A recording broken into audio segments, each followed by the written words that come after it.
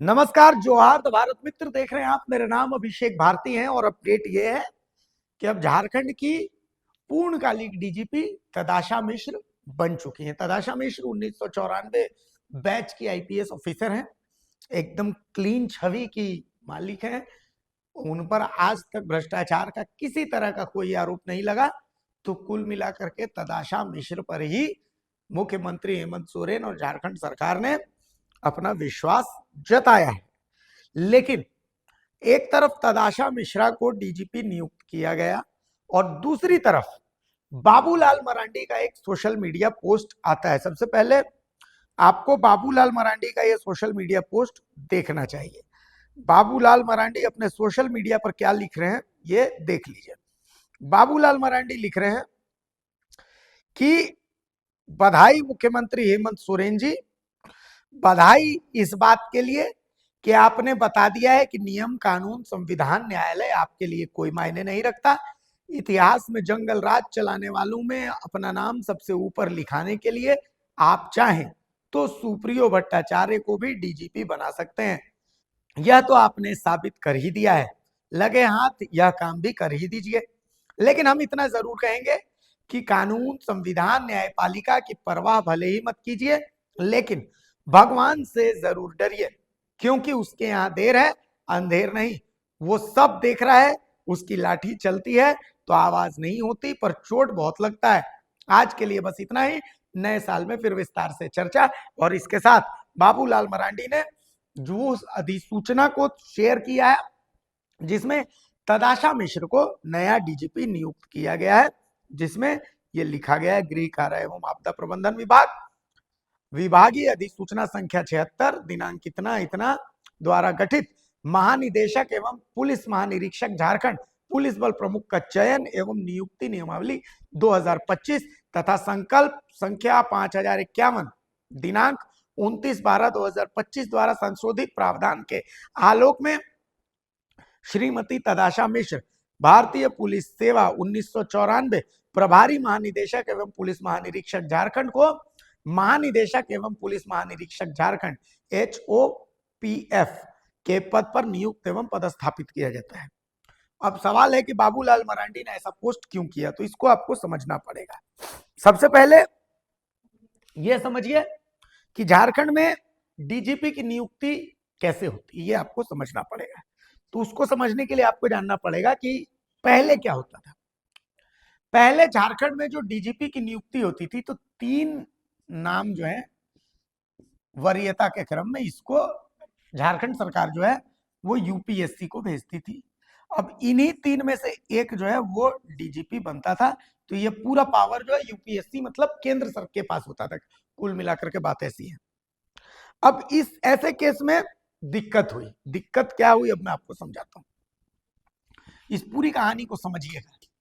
हुआ ये कि झारखंड सरकार ने, जैसे अभी डीजीपी की नियुक्ति होनी है, तो अब कमल नयन चौबे जब दिल्ली चले गए, चूंकि वो डीजीपी थे, उसके बाद वो जब दिल्ली चले गए तो उसके बाद डीजीपी का पद हो गया खाली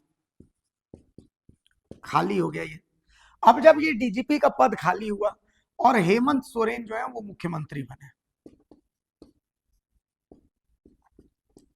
तो हेमंत सोरेन ने देखा कि डीजीपी का जो पद है वो बहुत इंपॉर्टेंट पद है।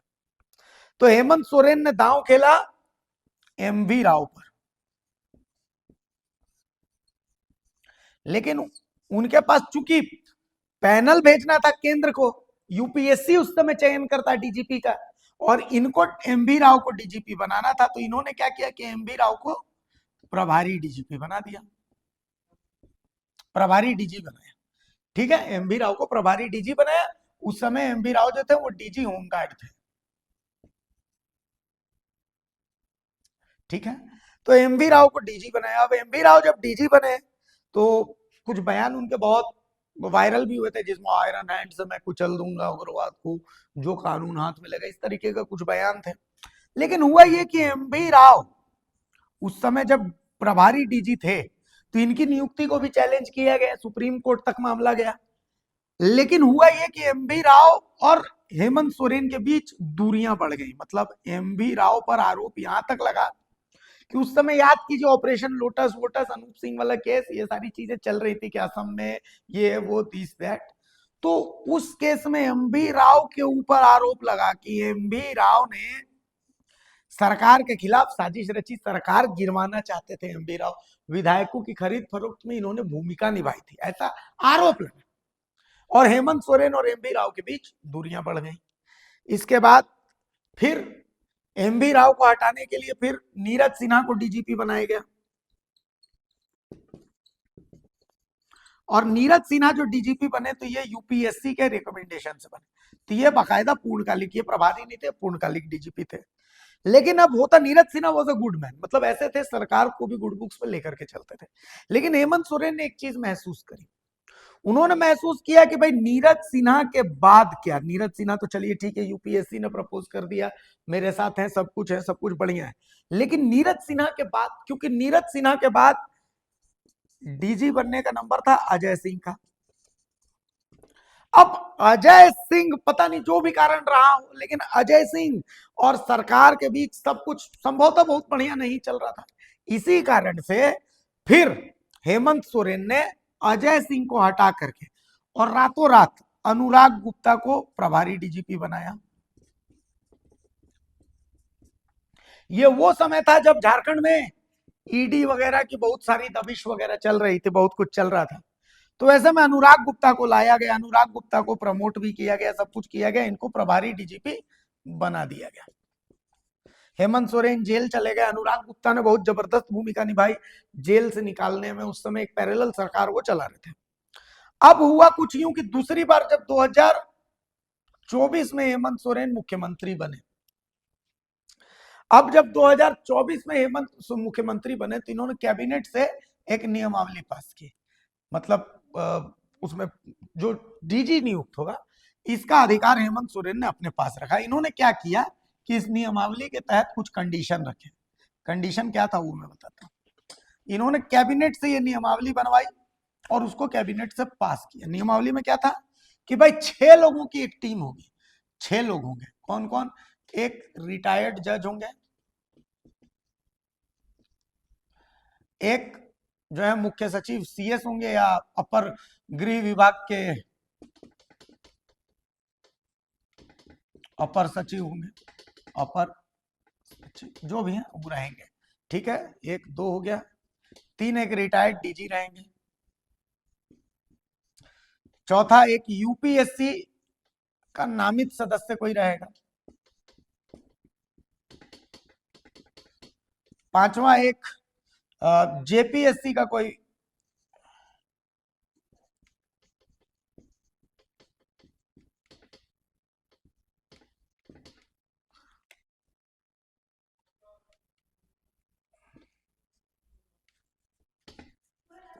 मुख्य सचिव, और छठा एक गृह विभाग के अपर सचिव। ये 6 लोग रहेंगे और इन लोगों की एक बैठक होगी और कंडीशन ये होना चाहिए कि डीजीपी उसी को बनाया जाएगा जिसके कम से कम 6 महीने रिटायरमेंट में बचे हुए। अब तदाशा मिश्रा की रिटायरमेंट जो है वो 31 दिसंबर को होने वाली थी, यानी 31 दिसंबर को तदाशा मिश्रा रिटायर होने वाली थी। और कंडीशन तो यह था कि भाई 6 महीने डीजीपी की कम से कम नौकरी बची होनी चाहिए। तो ऐसे में हेमंत सोरेन ने क्या किया कि वो कल के कल एक संकल्प लेके आए और इस संकल्प में ये जो 6 महीने वाली कंडीशन थी इसको हटा दिया उन्होंने और रातों रात नियमावली में संशोधन कर दिया। वो जो 2024 की नियमावली थी उसको अब 2025 की नियमावली के नाम से जाना जाएगा और नियमावली अब कैबिनेट में बाद में रखा जाएगा। अभी कुल मिलाकर के ये संकल्प ला करके और इनके जो रिटायरमेंट की डेट थी उससे पहले आज, मतलब आज वो रिटायर होने वाली, कल ही उनका नोटिफिकेशन आ गया कि अब तदाशा मिश्रा जो है वो डीजीपी होंगी। और हेमंत सोरेन ने तदाशा मिश्र को इसलिए भी चुना क्योंकि अनुराग गुप्ता के साथ दिक्कत ये थी कि अनुराग गुप्ता एक पैरेलल सरकार चल रहा था, मतलब सीएम हाउस एक उधर था और एक इधर डीजीपी का कार्यालय जो है ये अलग सीएम हाउस था, इधर इनका, उधर हेमंत सोरेन अलग डिसीजन देते, इधर अनुराग गुप्ता अलग कहानी चला रहे थे। तो इन्हीं सब चीजों को लेकर के हेमंत सोरेन थोड़ा नाराज चल रहे थे अनुराग गुप्ता से। अनुराग गुप्ता एक ऐसे अधिकारी थे जिनके लिए हेमंत सोरेन दिल्ली तक भिड़ गए, सब चीजें हो गई, लेकिन वही लास्ट मोमेंट में कुछ दोनों के बीच मतभेद हो गए, अनुराग गुप्ता ने इस्तीफा पटका और वो इस्तीफा कबूल भी हो गया। और अनुराग गुप्ता की एक्सेप्टेबिलिटी के साथ भी दिक्कत थी, मतलब पुलिस में जो इंटरनल पॉलिटिक्स थी, आप समझिए कि एक तरफ अनुराग गुप्ता, एक तरफ प्रिया दुबे, मनोज कौशिक वगैरह का गैंग, तो इन दोनों से इनकी बन नहीं रही थी। एसीबी का गलत इस्तेमाल का आरोप लग रहा था, बहुत सारे आरोप लग रहे थे, तो ऐसी स्थिति में अनुराग गुप्ता को हटाया गया। अब तदाशा मिश्रा एक ऐसे अधिकारी हैं, देखिए तदाशा मिश्रा कम बोलती हैं, तदाशा मिश्रा रिजल्ट देने में विश्वास करती है, और तदाशा मिश्रा के ऊपर भ्रष्टाचार का कोई आरोप नहीं है।